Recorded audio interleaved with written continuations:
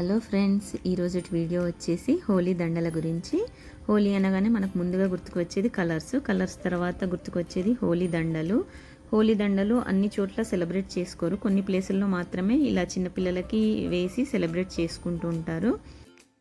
హోలీ దండలు అనేవి ఎక్కువగా చక్కెర చిలుకలతో చేస్తారు. చక్కెర చిలుకలతోటే కాకుండా కుడుకలు, ఖర్జూరాలు, money, dry fruits, biscuits, chocolates ఇలా రకరకాలు తినే ఐటమ్స్తో కూడా చేస్తూ ఉంటారు. చిన్నపిల్లలకే కాకుండా ఇలా కొత్తగా పెళ్ళైన వాళ్ళకి, వాళ్ళ పేరెంట్స్కి, అంటే అబ్బాయి వాళ్ళ పేరెంట్స్కి, అమ్మాయి వాళ్ళ పేరెంట్స్కి, ఇంట్లో ఉన్న ఫ్యామిలీ మెంబర్స్కి కూడా వేస్తూ ఉంటారు.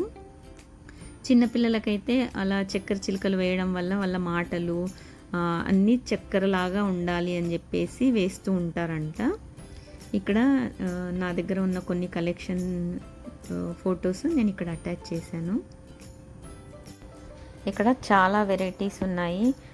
సారపలుకులు, పీనట్స్, క్యాషూస్, అలాగే చిక్ పీసు, మనీ, కిస్మిస్లు, టూటీ ఫ్రూటీ, చెర్రీస్, బిస్కెట్స్ అన్నింటితో ఉన్నాయి.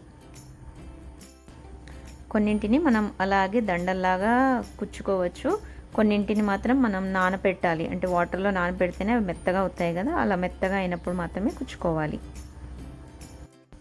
ఈ వీడియోలో చూపిస్తున్న దండలన్నీ మా సిస్టర్ వాళ్ళ ఇంట్లో అందరికీ వేసిన దండలు.